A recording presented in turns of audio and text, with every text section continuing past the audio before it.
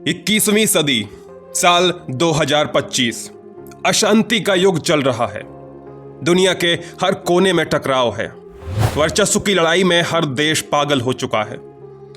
समाचारों में तैरती युद्ध की खबरें ये संकेत देती हैं कि दुनिया तीसरे विश्व युद्ध के मुहाने पर खड़ी है।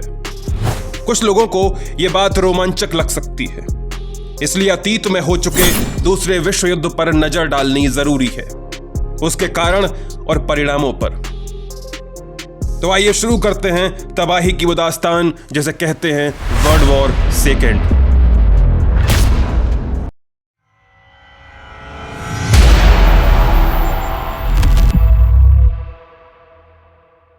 हर जंग की तरह यह जंग भी शुरू हुई एक शिकायत से। 1919 का साल था। पहले विश्व युद्ध के खत्म होने को एक साल बीत चुका था, पर यह शांति केवल सतही थी। यूरोप के शहर राख हो चुके थे। जवान बेटों की यादें काले फ्रेम में कैद थीं और महाशक्तियां थक चुकी थीं। जर्मनी के वर्साय समझौते पर हस्ताक्षर हो चुके थे, एक ऐसा समझौता जिसने शांति नहीं बल्कि बदले की नींव रखी। बर्लिन 1920। हंस वर्नर एक जर्मन सैनिक था। एक आंख में पट्टी, बायां हाथ कंधे से था ही नहीं। वो अपने बेटे फ्रेडरिक को गोद में उठाता और कहता कि हमें ठगा गया बेटा, लेकिन इस बार हम झुकेंगे नहीं। हंस वर्नर अकेला नहीं था। पूरे जर्मनी में लाखों लोग वर्साय संधि से अपमानित महसूस कर रहे थे। जर्मनी पर भारी आर्थिक दंड लगाए गए, सेना सीमित कर दी गई, कई भूभाग छीन लिए गए। जनता बेरोजगारी और भूख से तड़प रही थी। और इधर दुनिया में उथल पुथल हुई। रूस में बोल्शेविक क्रांति ने राजशाही को गिराकर साम्यवाद की नींव रखी थी। इटली में मुसोलिनी फांसीवाद का बिगुल बजा रहा था। जापान विस्तारवादी नीतियों के तहत चीन पर नजरें गड़ा चुका था। यानी यह शांति का काल असल में अगले महासंग्राम की तैयारी थी। और तभी म्यूनिख की एक बियर हॉल में एक आवाज गूंजी, मैं वादा करता हूं कि जर्मनी फिर से उठेगा। और यह आवाज थी एडोल्फ हिटलर की।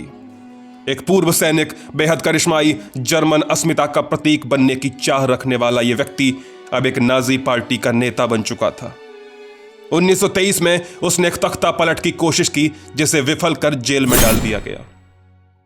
जेल में उसने मेन कम्फ नामक किताब लिखी, जिसमें उसकी विचारधारा स्पष्ट थी। यहूदी विरोध, आर्य जाति की श्रेष्ठता, साम्यवाद और पूंजीवाद दोनों का तिरस्कार, और लेवेंसराउम मतलब जीवन के लिए जगह, जर्मनों के लिए पूरब की ओर विस्तार।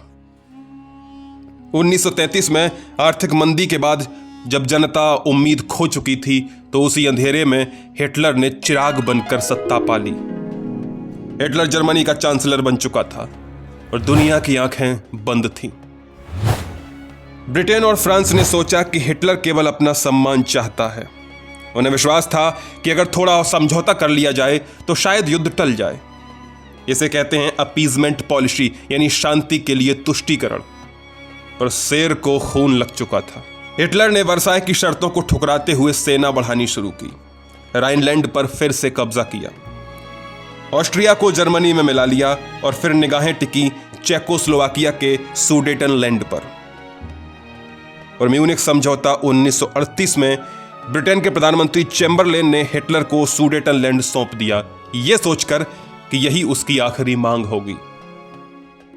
चैम्बरलेन लौटे और कहा कि मैं शांति लेकर आया हूं। पर हिटलर के जहन में शांति नहीं थी, सत्ता, विस्तार और युद्ध था। 1939 में जब सारी दुनिया सोवियत संघ, स्टालिन और हिटलर को दुश्मन मानती थी, उन्होंने एक गुप्त समझौता कर लिया, मोलोटोव रिबेंट्रॉप पैक्ट, एक गैर आक्रामकता संधि। इसमें दोनों पक्षों ने पोलैंड को आपस में बांटने की योजना बनाई। अब हिटलर को रास्ता साफ दिखने लगा था। 1 सितंबर 1939 पोलैंड पर आक्रमण। भोर का समय था। नाजी जर्मनी की वर्दियों में टैंक दहाड़ते हुए पोलैंड की सीमा में दाखिल हो गए और ऑपरेशन व्हाइट शुरू हो चुका था। पोलैंड के शहर वॉर्सो पर बम बरसने लगे, नागरिकों को निशाना बनाया गया। जर्मन सैनिक ब्लिट्जक्रीग मतलब लाइटनिंग वॉर की रणनीति के तहत बेहद तेजी से बढ़ रहे थे। 2 दिन तक ब्रिटेन और फ्रांस चुप रहे और उसके बाद 3 सितंबर 1939 में युद्ध की घोषणा की गई। ब्रिटेन और फ्रांस ने जर्मनी पर युद्ध की घोषणा कर दी। युद्ध शुरू हो चुका था, द्वितीय विश्व युद्ध। हिटलर की रणनीति साधारण नहीं थी। उसकी योजना थी कि दुश्मन को सोचने तक का मौका मत दो, यानी पहले हवाई हमला, फिर टैंक और तोपें और अंत में पैदल सेना। इस बिजली गति से हमले को जर्मनों ने कहा ब्लिट्जक्रीग। 17 सितंबर 1939 जब जर्मनी पश्चिम से पोलैंड पर टूट पड़ा, तभी सोवियत संघ ने पूर्व से हमला कर दिया। पोलैंड की सेना दोनों तरफ से पिस गई और नतीजा पश्चिमी पोलैंड जर्मनी के पास चला गया और पूर्वी पोलैंड सोवियत संघ ने ले लिया। यह वो पहला संकेत था कि इस युद्ध में न केवल राष्ट्रों के भाग्य बदलेंगे, बल्कि नक्शे भी दोबारा खींचे जाएंगे। अगला निशाना पश्चिमी यूरोप, और इसे कहते हैं द नकली युद्ध, फोनी वॉर। ब्रिटेन और फ्रांस ने युद्ध की घोषणा तो कर दी, पर 8 महीनों तक जर्मनी ने कोई बड़ा कदम नहीं उठाया। यूरोप को लगा कि शायद यह युद्ध रुका रहेगा, पर हिटलर की निगाहें शांत नहीं थी। 9 अप्रैल 1940 डेनमार्क और नॉर्वे पर हमला। जर्मनी ने डेनमार्क को बिना ज्यादा लड़ाई के कब्जा कर लिया। नॉर्वे ने थोड़ा प्रतिरोध किया, लेकिन 2 महीनों में वो भी जर्मनी के अधीन हो गया। कारण, नॉर्वे के तटों से जर्मनी को ब्रिटेन पर आक्रमण करने के लिए रास्ता मिल जाता। 10 मई 1940 पश्चिम की ओर बिजली गिरी। जर्मन सेनाएं एक बार फिर ब्लिट्जक्रीग के साथ निकली। बेल्जियम और नीदरलैंड, कुछ ही दिनों में जर्मनी ने दोनों देशों को कब्जे में ले लिया। लेकिन असली झटका था मैजिस्नॉट लाइन की अनदेखी करके जर्मनी ने ऑर्डिनेंस के घने जंगलों में फ्रांस में प्रवेश किया।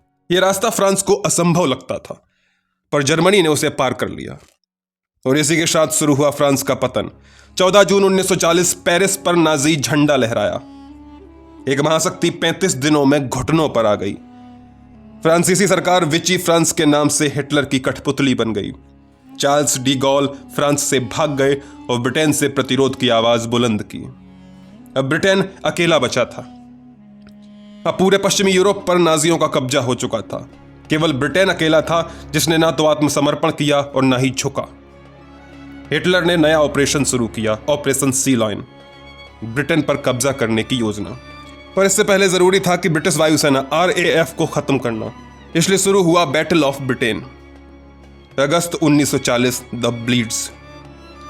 लुफ्टवाफे, जर्मन एयरफोर्स ने लंदन, बर्मिंघम और मैनचेस्टर जैसे शहरों पर बमबारी शुरू की। हफ्तों तक रात में बम गिरते रहे। बच्चों को गांवों में छिपाया गया। लोग मेट्रो स्टेशनों पर छिपकर रातें काटते, पर ब्रिटेन ने हार नहीं मानी। ब्रिटिश वायुसेना ने साहस दिखाया और अंततः हिटलर को ब्रिटेन पर आक्रमण की योजना रद्द करनी पड़ी। युद्ध अब अफ्रीका की रेत तक पहुंच चुका था। इटली ने लीबिया से मिस्र की ओर हमला किया। ब्रिटेन ने प्रतिरोध किया और फिर हिटलर ने भेजा एरविन रोमल और उसकी अफ्रीका कॉर्प्स। ये लड़ाई तेल, स्वेज नहर और उपनिवेशों के लिए थी। बाल्कन की ओर कदम। हिटलर ने यूगोस्लाविया और ग्रीस पर हमला किया। 1941 की गर्मियों में ये भी जर्मन नियंत्रण में आ गए। अब लगभग पूरा यूरोप स्वास्तिक के साये में था।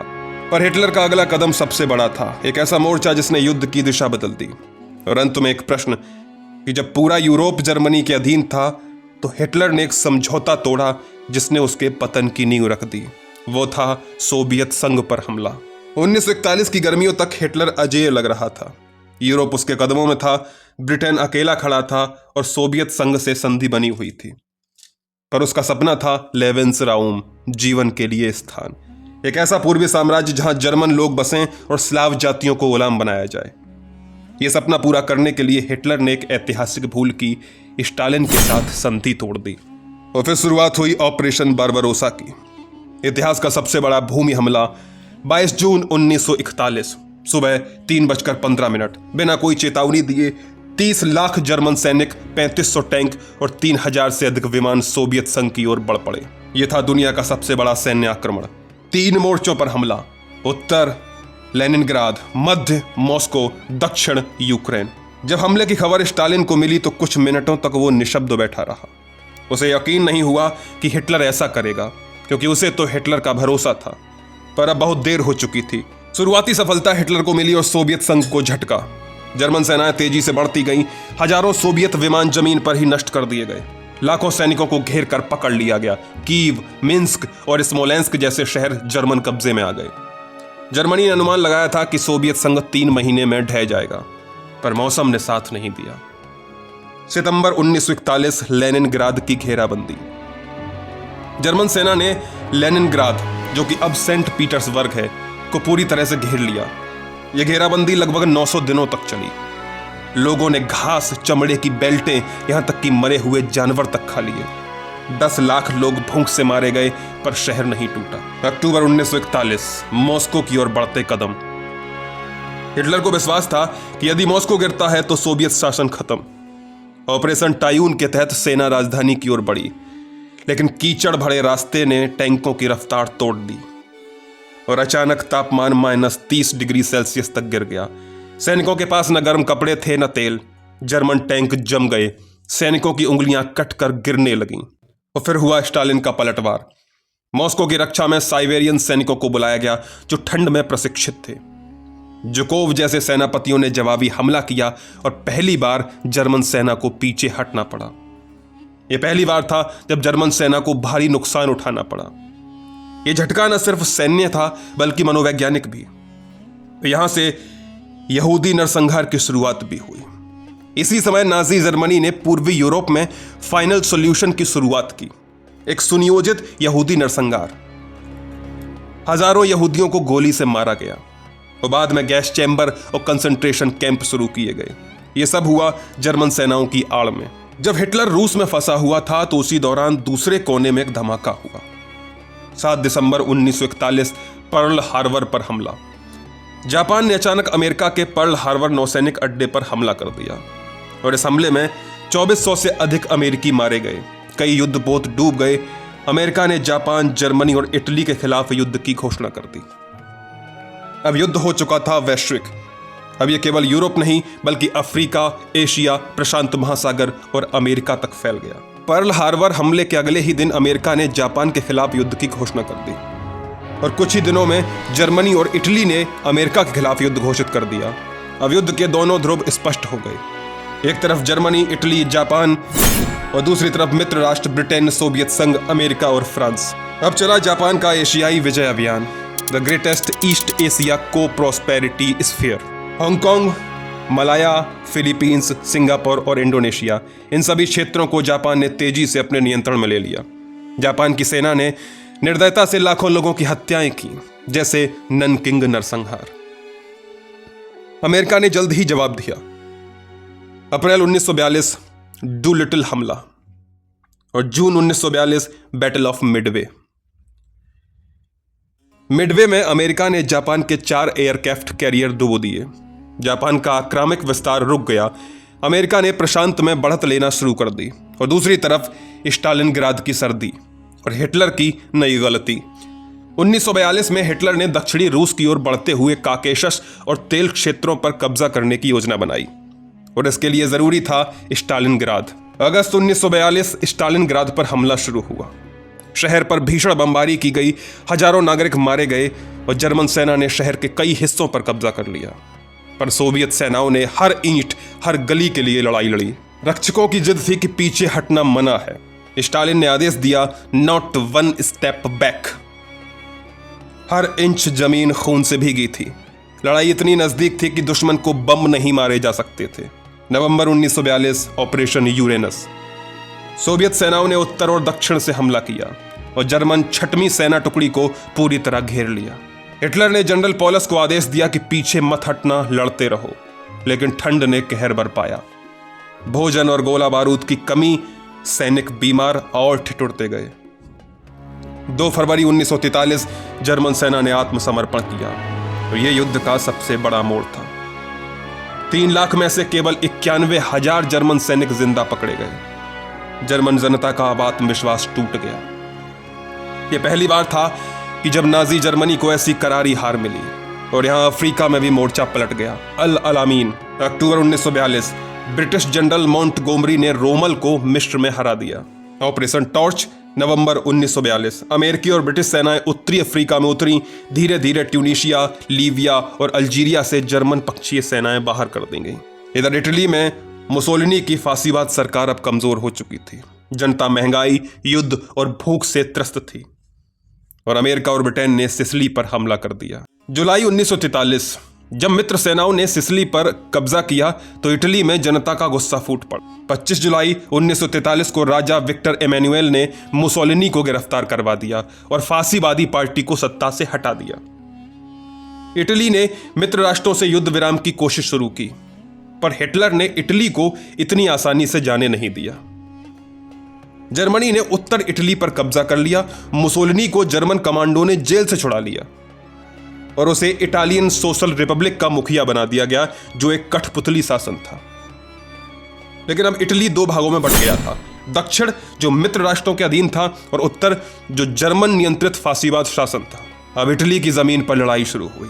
मित्र सेनाएं नेपल्स, रोम और फिर फ्लोरेंस तक बढ़ीं और जर्मन सेनाओं ने गॉथिक लाइन बनाकर प्रतिरोध किया।